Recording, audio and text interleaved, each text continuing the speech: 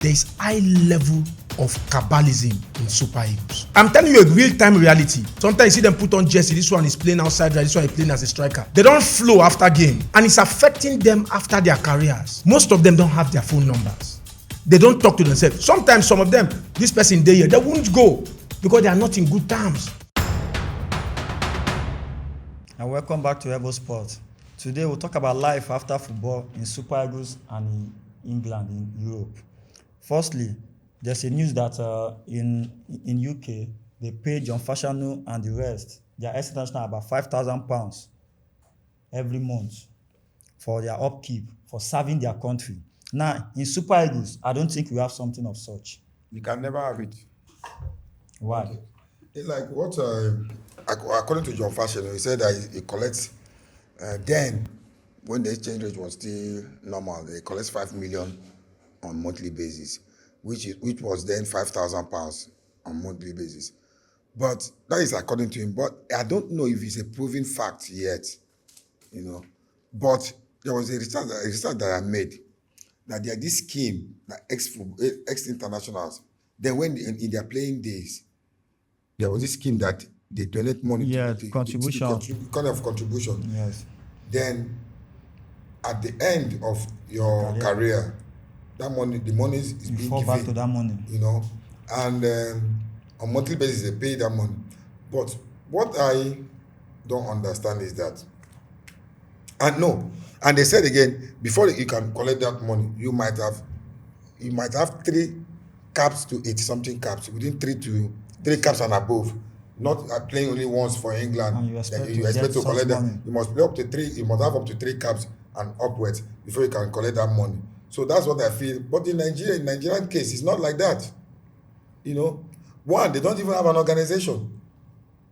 The ex-footballers, they are supposed to come together. They have organization, but it might not be functioning as. Yeah, but a non-functioning organization is not an organization.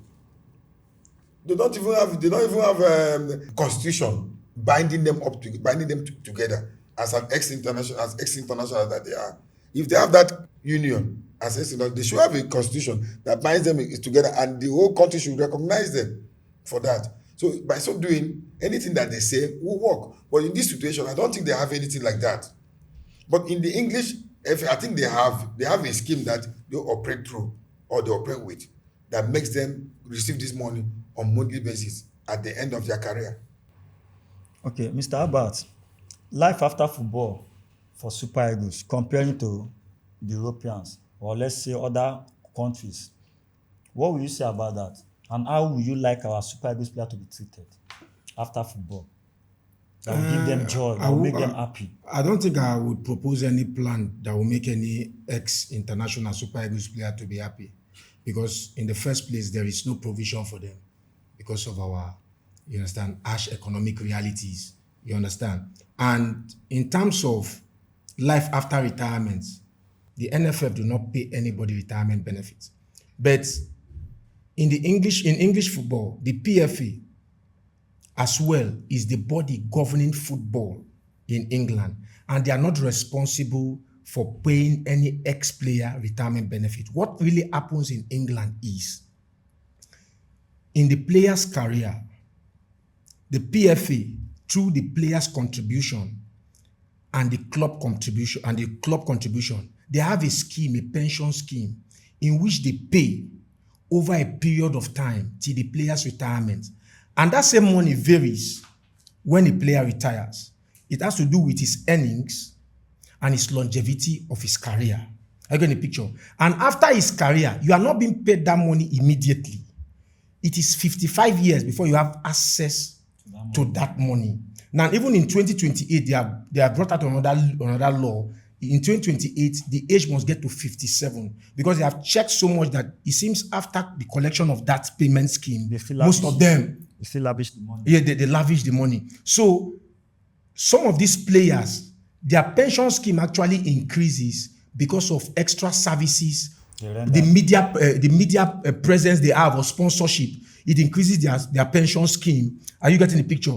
Most of them, after their footballing career, they go quick into coaching and management. They still pay into that pension scheme. Are you getting the picture? So by the time they're about to collect that pension, when the time is due, they collect a humongous amount of money. That is where it differs. But the PFA is not and will never be a body that pays an ex-international retirement benefits. It doesn't work out that way. So in Nigeria now, are you saying that the ex-international or Nigeria, or who should be responsible in setting up such organization? It should be the NFF in the first place. It should be the NFF.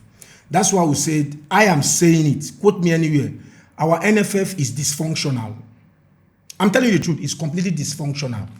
Why? Because there are so many things that is supposed to be in place. Even the structure is very, very poor. I get the picture. If a player retires today, so many people are complaining. I thank God for this new crop of players. Most of them are investing in real estate and all of that. How about the ones before that maybe money took them off guard? You understand? A lot of them squander their money and they have nothing to fall back to. I remember some time ago, about 3-4 years ago, Umbrella FM, Amokachi was saying something when he was in Club Brugge. After his injury, Okocha came to Germany when he was going through maybe his last phase of a surgery. When he was about to pay, they told him his friend has come to pay. He was they now told him it's JJ. But not long than that, they called him in Belgium. They gave him a huge amount of money. He was surprised. What's this money for? They said it was his pension a benefit. You understand? So the NFF need to rise up. You know, a lot of people have been saying a lot of things that I believe by now the NFF would have rise up to the occasion. But the NFF is not seeing it as important. So if they are not seeing that as important, pundits and other people that are interested or see how important this idea is, we keep saying it now depends for the NFF to sit down on a round table and see a reason to bring out such pension scheme that will help enable ex-international to be able to leverage on their life after retirement. But by so saying that now, do you feel that Super Eagles players should be enrolled into the pension of the federal government of the country because they are part of, at least you can say they are serving the country as well? No, they are not supposed to be enrolled because they are not civil servants. Okay. That's just the truth. They are sportsmen. They pay. What the government do to them is pay as you go. Once you participate, they pay you. So they are not supposed to be enrolled. So, but sometimes when they have issues, even the club that they have played for before sometimes come to their rescue. Like if you come to play for national team. But the club is not run. It's not being run by the government. I know. I'm just saying because when you are representing a country or a national team or an organization, at least for humanity, at least they deserve some kind of things from you, you know, financially or in a way, maybe position or something like. Just like in the case of Eboe, when Eboe had some issues, challenges, Arsenal came to his rescue. It wasn't Arsenal, it was Galatasaray. No, Arsenal came to his rescue too. Arsenal supported him first before he went to Galatasaray. Arsenal supported him. At least they gave him a place to stay and then they gave him some cash. You understand? So, but what is really the issue in terms of this? Because we have seen these cases like this now. All this international. Is it that? What if they come together to form this organization? Will government tackle them? Because I feel like there's no love, and I feel like there's no the way these guys communicate with each other. I feel like everybody, like there's something. Everybody's minding their business. Like there's no unity. There's no love among these guys. Because when you watch most of these guys, you can see some of our ex the way they go, they travel to outside country to go and play all these novelty games, play charity matches. You know, the way they align with all these other internationals, Adebayo, Eto. So I feel like maybe is there something be like that here? Yes, supposed to be like that. But I feel like is there something like maybe I'm bigger than you. I played in Euro, you didn't play in Euro. I'm a star, you're not a star. Are you seeing something like that in this international? What I'm saying, it can still be the same Nigerian factor. Okay, I played in social club. You I did not made play money. there. You don't even have money. You don't even have a house. So why will I relate with you? You understand me? I'm looking at it that is that power or money tussle that is affecting them. Why isn't it money tussle in Europe? But that is their the mentality. Yes.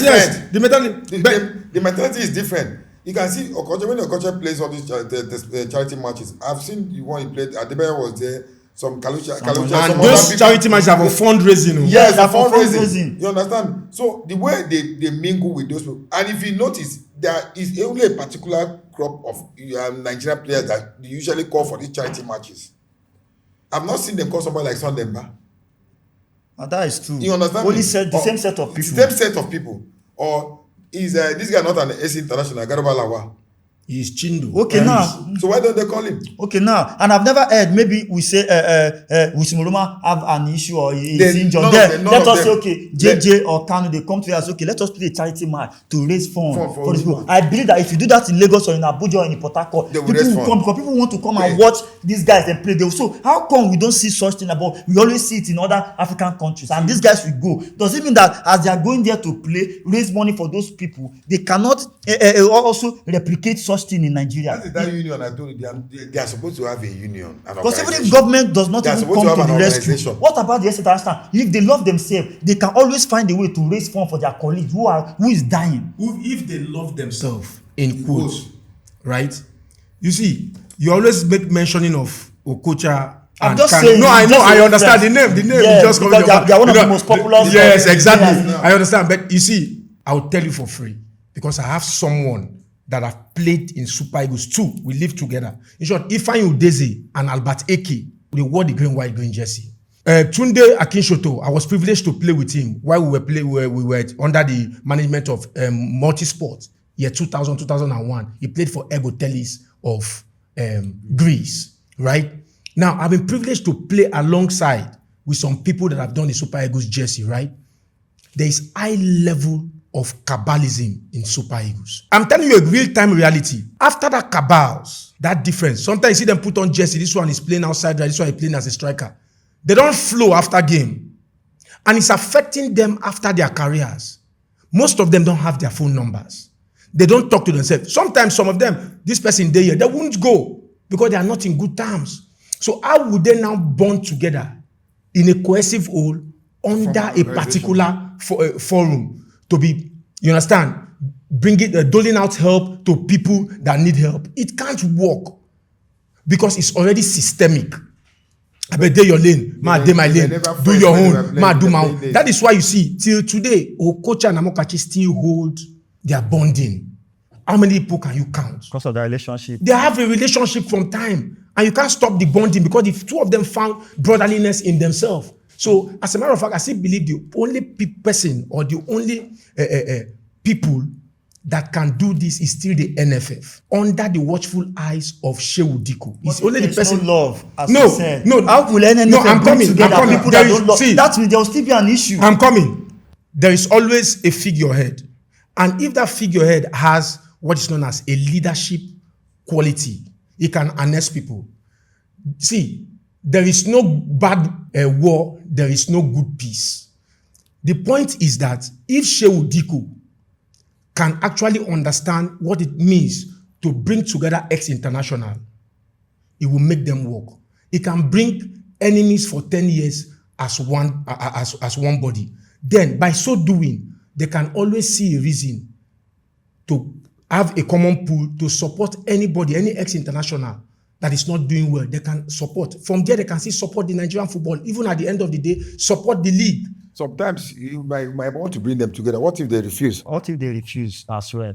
Everybody can't refuse. Everybody can't refuse. Let me tell you something. Even seven brothers or five brothers in a particular. Yes, for what you are saying, it means that even there are some ex-international that have tried to help themselves somehow, and individuals have come in that sometimes when you see online, maybe they just capture a player that is in a bad situation. One individual can come up and say, I want to help. So I believe there might have been some sponsors or who, because individual can organize it. A company can come in and say, okay, we want to raise money for Chindo, for Gabalawa. Let us organize a novelty game. Let us do it. You come for that. Some of them now will not want to come. You understand? Some of them now will not honor. So if they don't honor, how will it work? Because there are some faces that if you put on the poster and then you say you want to play this match, if first we come, so if you can't get those faces on the poster, how do you expect them to raise money? That is why most time when they want to do this kind of games in African country, they invite some of these our stars and other African stars. So definitely, if those so-called stars are refusing to bond with those people, how are we going to achieve that? So even if Shehu Diko come in,